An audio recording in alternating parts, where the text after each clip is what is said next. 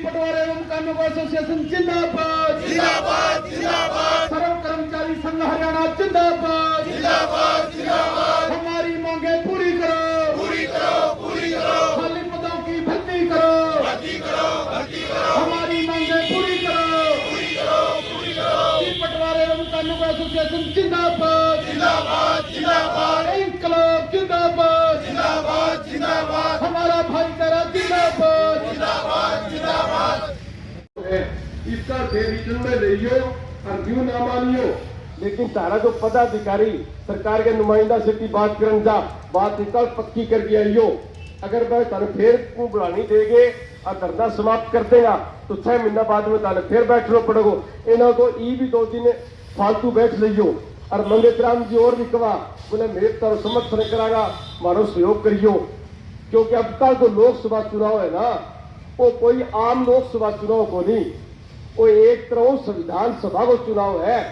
अब का लोकसभा चुनाव में अगर सांप्रदायिक ताकत लोग दोबारा सत्ता में आ गया तो शायद अपन दोबारा वोट गिरने की जरूरत नहीं पड़े।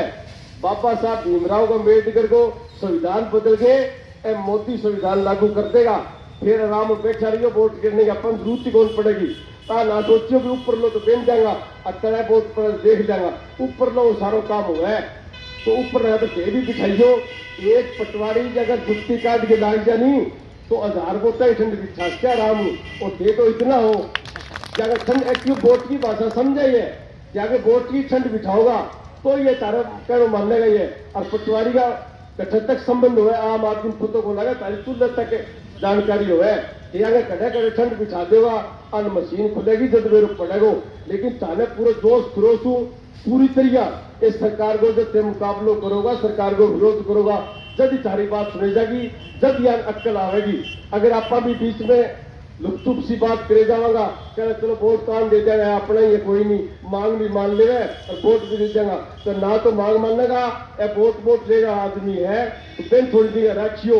और लोकसभा चुनाव आ रहे जब तन मन धन थे तारा हिसाब चुपचाप कार्रवाई कर दियो कि तारली बात को कठई हवाई को लागन दो मन पतो जे दाग क्या तो सही मनु कि तारी जैसे तक जानकारी है राजनीतिक आदमी बढ़तक पूछ कौन सके और थे नीचे नीचे के ठंड बिछा देगा पान तो फिर वह मशीन बोले इतनी इतनी जब भी बेरो पड़ो तो पटवारी की कानून को भी के ताकत हो तो दिया थोड़ी निगाह रखिए बात में जब भी आवे तो और जब भी थे को इतना कोई हो मैसेज हो तो माने बता दिया करो मैं अपन तो काल है रिसाल कानून जी बताए हमारा नियम साल है कि नए साल पर इन्हें बिन्ने गेड़ा पत्तो लागियो को नहीं हो काल आज जिक्र करे फिर मैं मंगेत राम जिनके भी अपने भाईचारों बैठे है आप पहली भी गया तो चाल ग्यारह थी है तो फिर मैं तो सारा इकट्ठा होता आज भी सागा काल भी तार सागा जब भी थे आवाज लगाऊंगा मैं तो तारे सागा। और कांग्रेस पार्टी की सरकार आ गई क्या थोड़ा वीडियो बनाने लग रहे हैं ओपीएस से कांग्रेस पार्टी लागू करेगी रिकॉर्ड की बात है और ओपीएस लागू करेगी जब रिटायर कर्मचारी को जीरो सुख होगा। अगर ओपीएस नहीं हो तो आज तक टाबरा सोई काम होगा रिटायर कर्मचारी को जीरो दुबर हो जाए।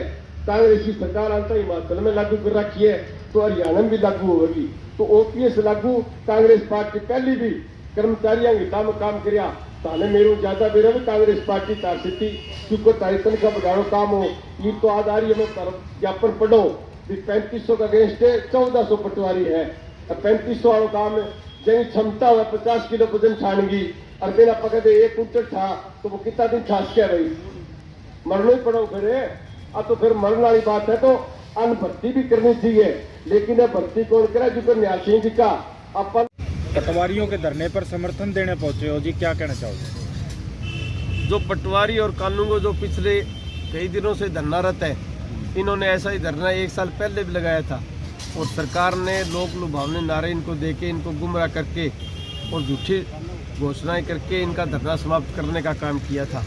ये अपने आप को अब ठगा हुआ महसूस कर रहे हैं और इन्होंने पूरे हरियाणा में 22 के 22 जिला हेडक्वार्टर पे धरना लगाया हुआ है और अपनी जायज़ मांगों के लिए सरकार से ये संघर्षशील है। मैं तो आपके चैनल के माध्यम से सरकार से यही आग्रह करूँगा कि जितना जल्दी हो सके पटवारी और कानूनगो की मांगों को पूरा करें क्योंकि पटवारी और कानूनगो सरकार और जनता के बीच में एक सेतु का काम करते हैं। अगर कहीं सेतु कमज़ोर हो गया तो हरियाणा सरकार भी कहीं न कहीं लड़खड़ा जाएगी और आमजन में त्राहिमाम मच जाएगा। इसलिए परमात्मा से अगर विनती करता हूँ कि हमारे मुख्यमंत्री को सद्बुद्धि दे और इन पटवारी और कानूनों की जायज़ मांगों को मुख्यमंत्री को तुरंत स्वीकार करते हुए इनका धरना समाप्त कराना चाहिए, ताकि आम आदमी परेशान ना हो। क्योंकि आज ये इन्होंने जो कलम तोड़ हड़ताल कर रखी है, इससे आम आदमी दर दर की ठोकरें खाने पे मजबूर है। सरकार का ये फर्ज बनता है कि जनता को सुविधाएं दे। सरकार का ये नहीं फर्ज होता कि जनता को ज़्यादा परेशान करे।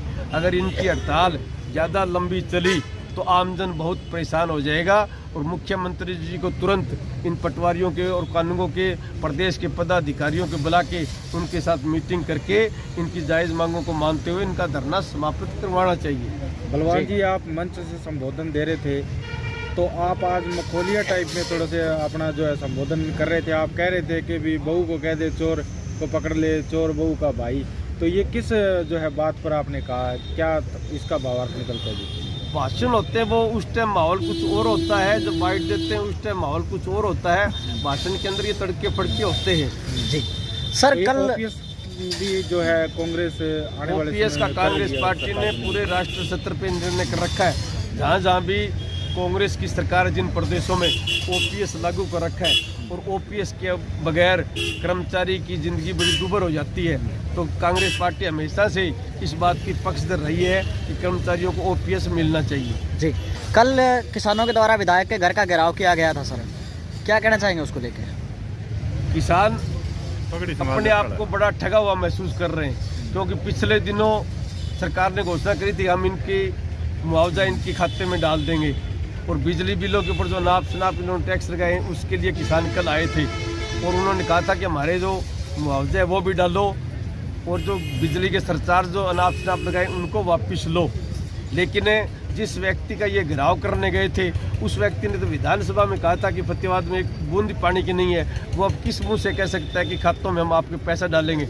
लेकिन मैं उनकी वीडियो देख रहा था, वो कल फिर झूठ बोल के गया किसानों के सामने, बोले खातों में जल्दी पैसे डालने के लिए मैं मुख्यमंत्री से बात करूंगा।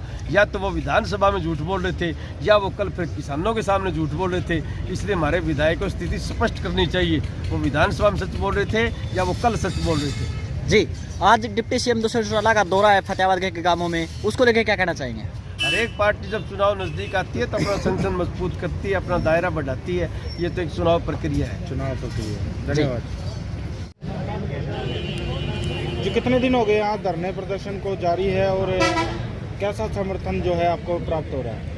देखो, हमारी हड़ताल 100% सक्सेसफुल है। 7 दिन हो गए आज हमें बैठे हुए।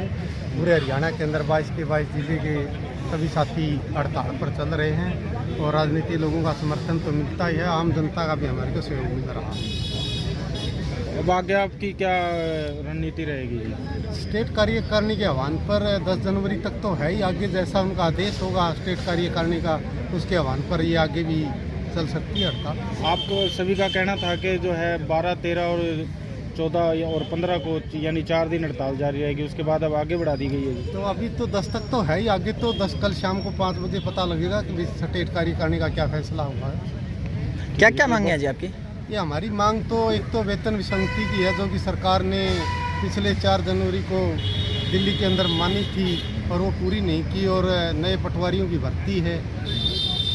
और तो हमारी जो विभागीय परीक्षा है नायब तहसीलदार की, जो कि आए साल होती थी, 3 साल से नहीं करवाई जा रही। जिनकी प्रमोशन ड्यू है उनकी प्रमोशन होनी चाहिए और पद खाली पड़े हरियाणा के। अब आगे की क्या रणनीति है जी? कितने दिन और जो है? देखो, आगे की रणनीति हमारी स्टेट कार्यकारिणी जो फैसला लेगी उसके अनुसार ही आगे चलेगी। ठीक है, धन्यवाद।